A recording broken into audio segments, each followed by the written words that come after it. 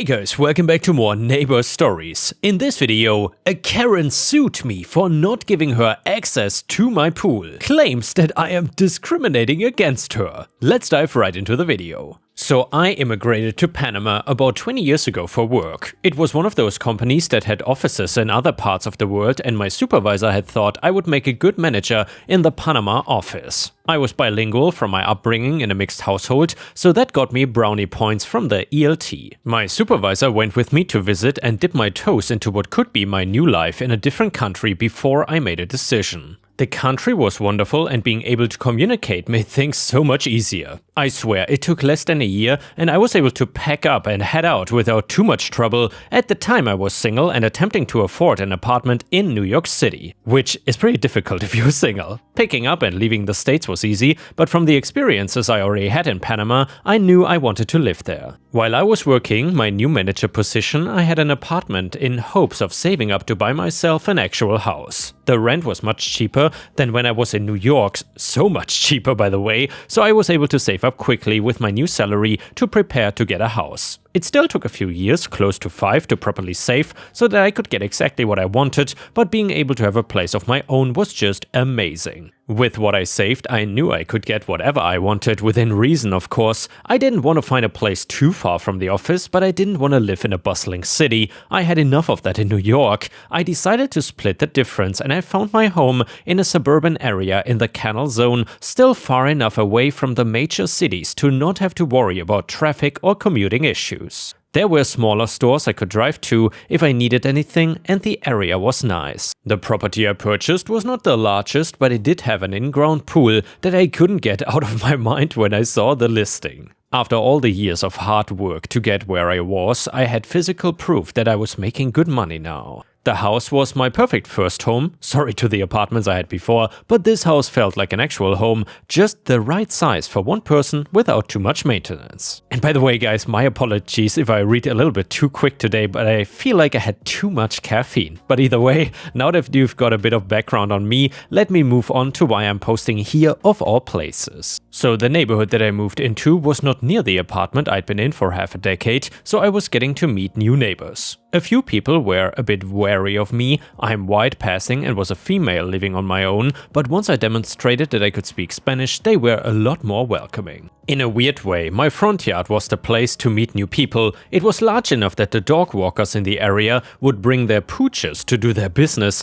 and sometimes I was out working on some flower beds at the front of the house and we would strike up a conversation. So as long as they cleaned up after their pets, I was fine with it. And then came her. I met her on a calm, breezy day. I was planning on using my pool that day, so I thought I would work up a sweat from landscaping part of the walkway that led to my front door in a bathing suit paired with pants. A few neighbors and a few dog walkers stopped by to say hello, and a few people complimented me on the work I was doing to the place. I was planning on getting a professional in to assist with checking the exterior for renovations on the house itself, but I wanted to do what I could to brighten the place up with greenery. I never had a garden growing up, and my first home was my place to learn. I did not know if I had a green thumb or was just delusional from all of the Pinterest boards I'd seen, but I wanted to try. I was about halfway through covering the roots of a peacock flower with dirt when I heard someone clear their throat behind me. I turned and saw a woman standing on my lawn. She did not have a dog, which was the first thing that struck me as odd, since she was pretty close to my front door. Me, hello? Can I help you? Woman, in Spanish. Revealing yourself like that to the whole neighborhood, huh? What kind of woman are you? Me in Spanish. A woman who is ready to call someone if you don't get off my property. Woman in Spanish. I'm just trying to be neighborly. You should learn some manners, young lady. It was a very weird, very uncomfortable exchange that I still cringe at whenever I think about it. Whether or not she wanted to, the woman left her mark. The woman, who just from the place I'm posting from will be named Karen, apparently caused issues for members of the neighborhood before I had moved in. She was an older woman that was very traditional in her beliefs and would openly call out women that were dressed in swimsuits or even kids that were not supervised, even if they were playing outside on their their own lawn. Karen was the worst kind of person, always ready with an excuse as to why she was berating you and why things needed to be the right way. A few of my neighbors were worried about me. I was younger and living alone, so Karen would probably find something single in on to try and get a reaction out of me. She was notorious for using her age and her time in the neighborhood to bully newer residents. I could already tell from our first meeting that she was more than ready to find a way to get back at me. I did not have anything other than the fact that she didn't like me in a swimsuit, so I figured that spending more time in my pool would not be a bad idea.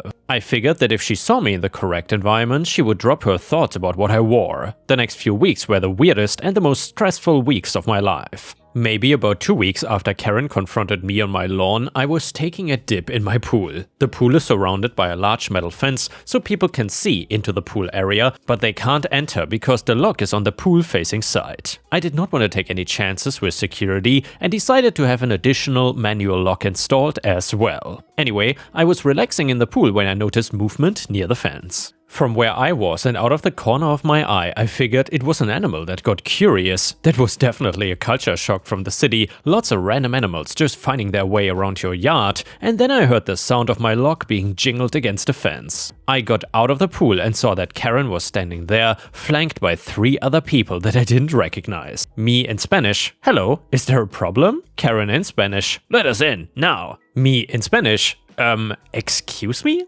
Karen in Spanish, "You heard me. We want to use the pool now." I thought it was a joke and cracked a grin, but that only made Karen try to jam her arm through the breaks in the fence to grab at the lock. I did not want to touch her, but I did grab onto the lock so that she couldn't grab it. Karen in Spanish, "It's our right to use the pool. How dare you?" Me in Spanish, "I'm sorry, but this is my property and the pool is on that property. It is not your pool to use whenever you want." Karen in Spanish, "It would be neighborly to share." Well, it would also be neighborly to mind your own business. "You think just because you are so privileged that you can tell me what to do? I will show you." I figured whatever she was threatening was just an empty threat, but a few days later, I received a summons to court with a lawsuit filed against me. Apparently, Karen thought that I was being discriminatory against her and her family, the other people that had been with her when she tried to get into the pool area. So I was apparently being racist and had let other members of the neighborhood use my pool for their personal use. But never Karen, because her skin color was darker than my own. The claim was of course ridiculous, and I thought that someone from the neighborhood was pranking me. But the documents were official and I had to speak with a member of the court before I was summoned to make sure that I had proper representation. I did end up hiring a lawyer just in case, and I made sure that I gave them everything I had to prove that the pool was not something that the community had a right to and that it was my property. My lawyer did some research on their own and found out that Karen had actually tried to take the former owners of the property to court as well over something similar. It was not racial discrimination, but an attempt to have the pool declared a public space and not a part of the previous owner's property. The case had been thrown out and my lawyer was sure that they could get mine dismissed as well. Even though I hadn't been in the country for long, I knew about property laws to know that even as a foreigner that had not applied for citizenship, the house I owned was still my own property. The trial actually didn't take very long, my lawyer came prepared as did I, and even as Karen was trying to pull my name through the mud while pleading her case, it was not enough. I had the deed to the house and had gotten surveyor documents for the property that indicated the pool was part of it. It took just one indication that Karen had tried to get into the property previously that had the judge rule in my favor. I opted to just have Karen pay my legal fees and recompense. I was not looking for a payout with the case. Karen did pay for my lawyer and the rest of the neighborhood learned what she had done. It didn't take long for her and the rest of the family to move out of the neighborhood since no one really wanted them there anymore. So yeah, I was able to enjoy my home and my pool in peace again without ever having to worry about this Karen again. And yeah guys, I think if you buy a pool in any country, it should come with a warning that it is a clear magnet for Karens. That is just outrageous. Either way, the next one is titled, "Am I the a-hole for closing my doors to a friend that is visiting from out of town?" And by the way, if you have watched until here, please don't forget to post some star emojis in the comments because that would make me very happy. So I, 35 female, live with my 2 indoor dogs in a 3-bedroom house and my brother stays in one of the spare bedrooms every now and then. An old friend of the family and his wife with 3 kids will be coming to town in the next couple of weeks and they will stay for 3 days and ask me to accommodate them because I have the space. At first I declined, stating that I do not have guest bedrooms and that they are used for both office space and my brother's personal space. He has all his stuff in the one room, and they were pushing to stay at my house regardless, saying that they can sleep in my living room, stating their kids can sleep on my sectional and they can bring an inflatable mattress. I declined again, stating that my dog's crates are in the adjacent dining room area and that they wouldn't sleep well with strangers in their immediate space, and I get up at 6 AM every morning to take them out and feed them, etc. They got mad, saying that I've always been welcome at their home, I've never gone to stay with them by the way, and that this really hurt their feelings. Now, I've gotten a couple of comments from other friends in comments saying that I could have let them stay and that I was being selfish for not moving my dog crates to another room and that changing the routine for 3 days would not have killed me. A commenter said, "This has to be BS. Never have I encountered anyone with such undaunted shameless gall and audacity to not only invite themselves to my house but then argue and debate me when I say no and then attempt to turn my friends against me. The icing on the cake is that these same friends then take the side of the rude entitled visitors. OP, what kind of company do you keep that either treats you like a doormat or perhaps this sort of behavior in your social circle is expected and common? This is such reprobate behavior, it has to be a crap post." OP then said, "Sadly, I feel they expect it because we have all been friends since childhood and we have always been like family. I used to host a lot of pre-pandemic, but things changed for me. I changed and I guess they still expect me to be the same accommodating person I once was. And maybe you are right, none of them seem to respect me." Another commenter said, "Nope, NTA. 1. Is your place kid-proof with locks on the office and bedroom doors? If no, even if yes, tell them that your place is not kid-proof and you would worry for their safety. Also, dogs thrive on routine. I'm childless, I like kids, okay, but not in my space. Any pets I have would come first, and anyone who is saying how terrible you are for not hosting them, well, tell them if it matters to them so much, they can host a family. You're not obligated to, it is your space, you get to decide who enters it." OP then said, "I had not even thought of that. Kids were not even on my mind, only my dogs, but yeah, I will also mention that, thank you." Another commenter said, "Why are not the friends who are calling you selfish not accommodating the family?" And OP answered, "They don't have space either and have the excuse to be married with kids and pets of their own. I guess in their eyes it's a more solid reason than mine." Overall, OP was voted NTA. Update, thank you so much for taking the time to reply and share your thoughts. So while I was reading through them, I couldn't stop crying, in part because I was ashamed at the fact that I'm a pushover and that I've allowed others in my life to just walk all over me for the most part. I've struggled with anxiety and depression for some years now, and I feel that the thought of any kind of confrontation just puts me over the edge, and I usually just give in to things that I normally don't want to. Going out, hosting dinner, game nights, etc., you all made me realize that some of the people in my OG group of friends are not the kind of people I want to continue being close to and have decided to slowly trickle away from them. We are not all who we used to be, and I feel I've outgrown some of them. Now back to the issue of unwanted guests though. My friend group decided to help them out with their hotel stay for the 3 days they'd be visiting, which, by the way, is only a vacation type of trip for them because they moved away years ago and want to come see everyone. I told them to count me out of the whole ordeal and that I'd made other plans for that weekend and that I didn't appreciate how things were handled nor how I was made to feel. Needless to say, they were a bit shocked, but I think I'm done with them. And now let's move on to the next story. It starts like this. There is a lot more to being blind than simply not being able to see. For one, there are different levels of blindness a person can have, and each one requires different levels of care and attention. You have people who can see a little, which is partial or low vision, complete blindness, which means you cannot detect any light at all, congenital, which is when you are born with. Legal blindness, which is when vision in at least one of your eyes is 20 out of 200 in your best seeing eye, and then there's nutritional blindness, which occurs through lack of vitamin A. As you can tell already, there's only one instance when a blind person is fully blind. The other examples of blindness still offer some level of vision, but my son is congenital. He was born as any other baby is born, but as he grew up and developed, his eyesight did not, which meant he still had the sight of a 1-month-old baby. When babies are born, their eyes don't work right away. It's basically like being legally blind. They can make out shadows and shapes, but you have to get real close to them in order for them to pick out any details. I think my son described it best when he was about 9 years old and told me that it was like someone had turned the lights down really low in the middle of the night when it was foggy. Bless him, she never made a fuss. He never seemed to get upset that he could not experience the world as other children do. When he was 10, he got his very own guide dog so that he could run around with a little more freedom as before. He always held my or his father's hand when we would go out. We tried him with a stick for a little while, but he didn't like having to carry the thing around, swinging it about and getting worried about hitting people. So we invested him into the program, and after an extensive evaluation period, he got his very own guide dog. He spent months going to the training center, bonding with all the puppies that could potentially be his companion for life, until one relationship stuck out the most with a black Labrador called Clover.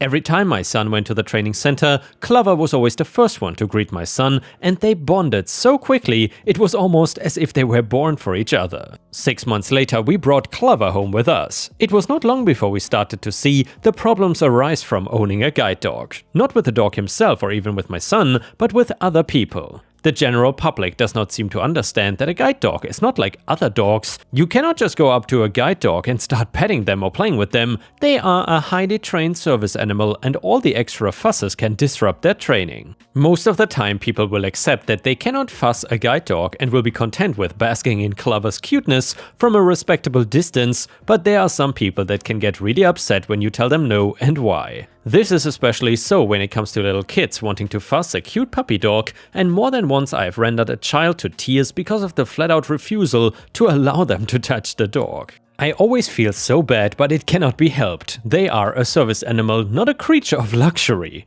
I think the worst came a few years later when my son was coming to his 15th birthday. With the help of the guide dog, he was able to go out a lot more, meet up with his friends in town, and generally explore the freedom most kids take for granted. We were having a family barbecue at the local park. My son was running around with his cousins, and no word of a lie, his favorite game to play was a spin on the blind man's buff. All the other kids would run off to hide, and my son, with the help of his guide dog, would sniff them out. They were not too far from the central gathering, using a cluster of trees to hide in and play around. Things were going great, and it was turning out to be a really good day until sometime into the afternoon, one of my nieces runs up to me and tells me that a Karen was being mean to my son. Worried for the worst, I run off to investigate, and sure enough there was a Karen with her little Karen offspring having a go at my son while his cousins were trying to shield him from Karen's ranting. When I arrived, Karen calmed down a little bit and told me that my son refused to let her son pet his dog, telling lies about him being blind and that Clover was a service dog. I told Karen that my son was blind and that no one is allowed to fuss his guide dog. Karen's face screwed up in such a manner, I can only describe it as that she was desperately trying to think. "He's not blind," she tells me. "I saw him looking at his phone." Now remember, my son is not completely blind. He has the sight of a newborn baby, something I don't think Karen would have understood, not that she gave me a chance to explain, as I tried to say that he was not completely blind. "My mother's blind," she snaps matter-of-factly, "so I know what blindness looks like. His eyes are clear, not cloudy at all." I think she must have been talking about cataracts, which is a completely different form of blindness, but I doubt Karen had the mental agility to understand that, as she completely refused to listen to my explanation. Her son was less entitled. I think her son was more attuned to the situation than she was, and he looked younger than my son. He no longer wanted to pet the dog and just wanted to move on, but Karen did not want to admit defeat. Every time I tried to explain my son's blindness to her, she would talk over me until she was practically shouting. This went on for about 5 minutes, and then the most unthinkable thing happened. Karen snatched Clover out of my son's hand and stormed off across the park. "My son deserves a cute dog more than you. You're clearly terrible owners." And away she went. I was stunned. My son started crying, and it took a second for me to come back to reality. I chased after Karen and got incredibly angry when I saw her kicking and injuring my dog after he got upset. When she then flat out refused to give the guide dog back, I slapped her across the face so hard I'm pretty sure she still has my handprint on her cheek to this day. So I take the dog back to my son and we carry on with our family barbecue. The mood has been fouled a little, but after an hour or so we are all laughing and it's become quite the story to tell people. Well, that is until the police showed up. They pulled me aside to question me. Karen had called them and wanted to press charges for assault. I was worried, to say the least. All the burgers, hot dogs and chickens I had eaten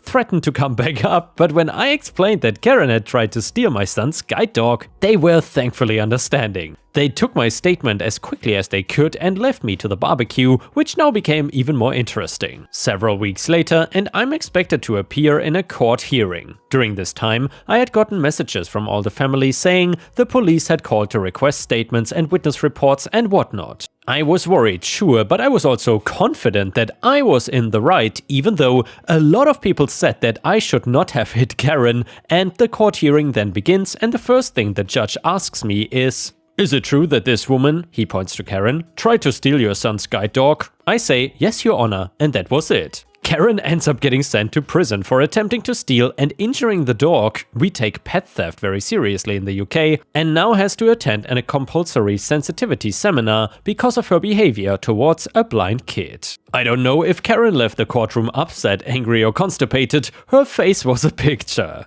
Before we end the video, we will read a funny story from Petty Revenge that is titled, "You don't want to pay? Well, I will hold your laundry hostage." So I, 44 male, am at the time a small business owner. I have a pickup and delivery laundry service in a big city. My bread and butter is commercial business, aka small salons, bars, restaurants, and people like us because we don't require a lengthy contract. It is a sort of call us if you want situation, and if you don't like us, don't call. It works both ways. We were pretty new to the business at the time, and we were super excited to get a Michelin 2-star restaurant's tablecloths and napkins. We did not like the jerk finance guy M, who always tried to negotiate us down, but we got along great with A. She was the logistics fixer / genius problem solver for the restaurant. Any high-end business should have someone like her on staff. We jumped through hoops like we'd never jumped through hoops before, even rented more space to handle their business. At $3,000 a month, they were our biggest customer. The thing is, M already negotiated an amazing deal with us from the start,